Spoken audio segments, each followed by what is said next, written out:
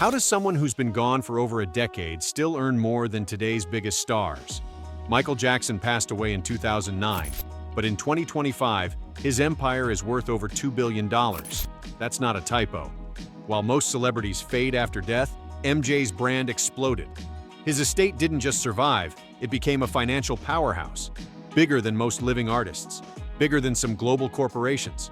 So how did this happen? This isn't just about music royalties or nostalgia. It's about smart business moves, ruthless negotiations, and a legacy that refused to die. From record-breaking earnings to billion-dollar catalog sales, we're diving deep into how Michael Jackson built and continues to grow one of the most valuable empires in pop culture history. Let's uncover the business genius behind the king of pop.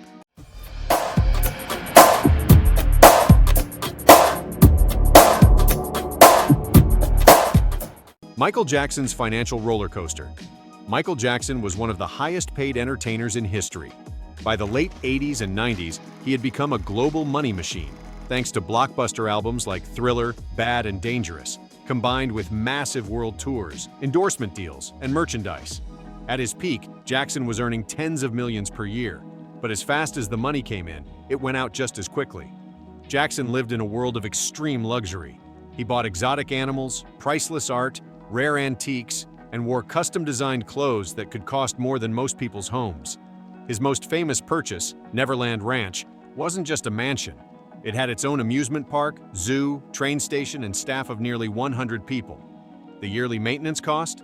Over $10 million. And then came the lawsuits. Throughout the 1990s and 2000s, Michael faced multiple legal battles, from business conflicts to more serious allegations. Some cases resulted in costly settlements, others in drawn-out trials that drained both his energy and his bank account. At one point, he reportedly paid over $20 million to settle just one case. On top of that, he continued to fund a lifestyle that was no longer supported by touring or new albums. To stay afloat, Jackson began borrowing, often against his most valuable asset, his music catalog. That included not only his own hits, but also the rights to legendary songs by the Beatles. These assets were worth hundreds of millions, but the loans were risky. By the mid-2000s, Jackson's debt was climbing fast, and his cash flow was drying up.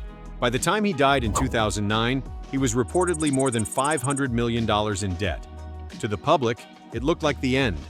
The king of pop had fallen, from global icon to financial disaster. But what no one expected was that death would be the start of something even bigger. Death was the business rebirth. When Michael Jackson passed away in June 2009, the world went into shock, and so did the music industry. Within 24 hours, his albums were flying off the shelves. Digital downloads skyrocketed. Streaming numbers exploded. Stores couldn't keep up with demand. In that moment, something unusual happened. Death made Michael Jackson more powerful than ever. Within the first year alone, his estate generated nearly $1 billion. It became clear his name, music, and image still held massive value. But the real turning point came when two men stepped in to take control. John Branca, MJ's longtime attorney, and John McClane, a trusted music executive and friend. These two became the executors of Jackson's estate, and they wasted no time turning things around. They froze unnecessary spending, renegotiated bad contracts, and brought in new deals that respected Michael's legacy while maximizing profits. They didn't just sell music, they sold Michael Jackson, the brand. It wasn't just about nostalgia, it was a calculated business strategy. Posthumous albums like Michael and Scape were released. A Las Vegas show with Cirque du Soleil brought in millions. New licensing deals, documentaries, and merchandise rolled out year after year. Every move was designed to rebuild and expand MJ's empire, and it worked. By 2018, Forbes named Michael Jackson the highest-paid dead celebrity, earning $400 million in a single year, and that was just the beginning. The architects behind the comeback. Branca and McClane weren't new to Michael. Branca had been with him since the Thriller era and helped secure the ATV catalog. McClane, a music industry veteran, knew how to manage and grow an artist's brand. Together, they ran the estate like a company. They reviewed every asset, cleaned up legal and financial messes, and made high-level decisions that prioritized long-term growth. In 2016, they sold Michael's 50% stake in the Sony ATV catalog, the same catalog that included the Beatles songs, for a jaw-dropping $750 million. This was the catalog that held rights to over 2 million songs, including music from the Beatles, Bob Dylan, and Taylor Swift. Critics called it controversial, but financially, it was a masterstroke. It wiped out a huge portion of the estate's debt and gave them the freedom to build for the future. They also partnered with major companies for licensing deals, launched This Is It, the film based on MJ's final tour rehearsals, and approved posthumous albums that introduced MJ's voice to a new generation. Their strategy was clear: protect the legacy, grow the empire, and turn Michael Jackson into an immortal brand. Their strategy worked. Michael's brand became a global force, again. The money moves that built the empire. With the estate stable, the focus turned to growth. The $750 million Sony ATV deal was just the start. In 2018, Michael Jackson became the highest-paid dead celebrity, earning $400 million in a single year, according to Forbes.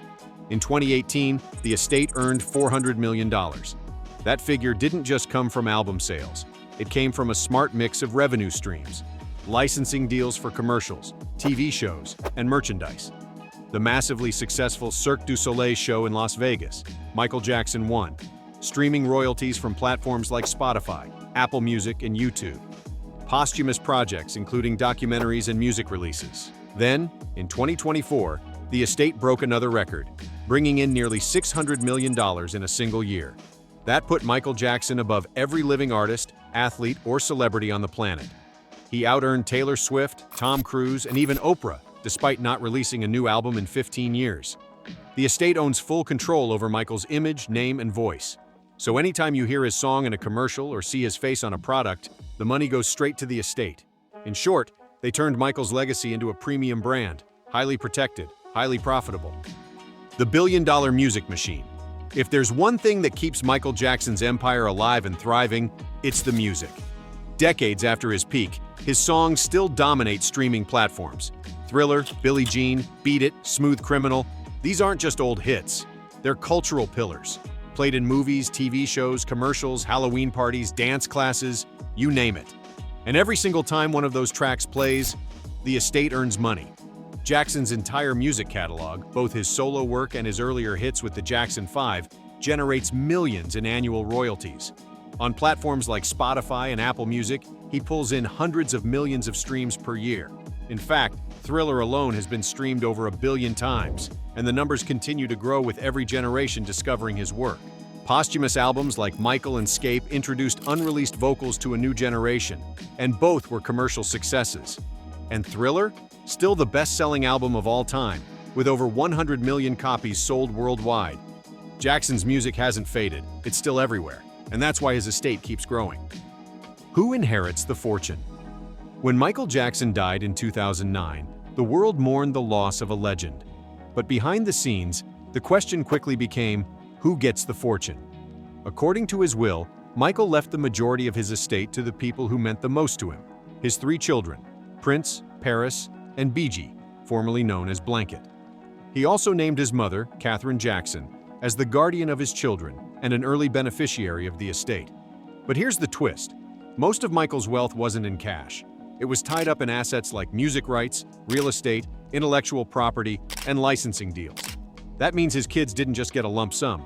They inherited something much bigger, a living, breathing financial empire. The estate was structured to pay out gradually, giving the children long-term security without risking the core assets. Prince now works in entertainment production. Paris is an actress and musician. Biggie prefers a more private life.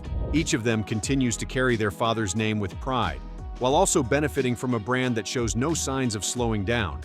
This is more than inheritance, it's generational wealth. The real estate empire.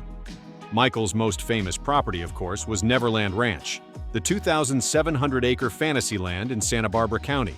Purchased in 1988 for $19.5 million, it wasn't just a home, it was Michael's escape. Neverland had its own amusement park, zoo, train station, and movie theater. It was a reflection of the childhood he never had, and a sanctuary from the outside world. But Neverland came at a cost. At its peak, it cost over $10 million a year to operate. And by the mid-2000s, facing mounting debt, Jackson could no longer afford to keep it. In 2008, he defaulted on the loan. Eventually, the property was taken over by billionaire Thomas Barrack, who rebranded it as Sycamore Valley Ranch. The Jackson estate retained other high-value properties, including a luxurious mansion in Los Angeles and a high-end apartment in Las Vegas. These weren't just places to live, they were investments, and the estate has continued to manage them carefully since his passing. Today, the estate operates like a corporation. Every property is either sold at a strategic time or held for long-term value. Every decision is calculated to protect and grow MJ's posthumous wealth. Real estate is no longer about fantasy. For the Jackson estate, it's about strategy and long-term profit. 2025 and what's coming next. Even in 2025, Michael Jackson's name is making headlines, not just for the past, but for what's still to come. Incredibly, he was once again named the highest-paid celebrity of 2024, dead or alive. According to Forbes, his estate brought in a staggering $600 million last year, surpassing megastars like Taylor Swift and Tom Cruise. Let that sink in. A man who hasn't performed in 15 years is still out-earning the biggest names in Hollywood. All eyes are now on the highly anticipated Michael Jackson biopic titled simply Michael.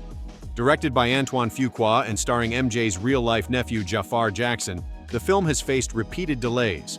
Originally set to release in April 2025, then pushed to October, it's now expected sometime in 2026, possibly in 2 parts. Why?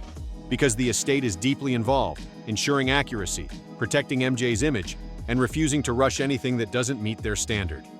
Once released, the film is expected to spark massive interest, boosting album streams, merchandise, documentaries, and brand deals. And with more projects already in development, this empire, it's still expanding.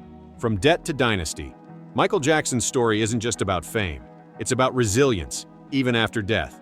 He went from $500 million in debt to building a posthumous empire worth over $2 billion. Not by chance, but through strategy, control, and the enduring magic of his music. What other artist in history can say they outsold, out-earned, and outshined the entire industry after they were gone? From the moonwalk to multi-million-dollar contracts, from courtroom battles to chart-topping comebacks, Michael Jackson's life was filled with extremes. But his legacy? That's built to last. His children now inherit not just wealth, but a global brand. His music still breaks records. His name still moves industries. And with upcoming projects like the movie on the horizon, his influence is only growing stronger. In a world where fame fades fast, Michael Jackson proved one thing: legends don't die, they build empires.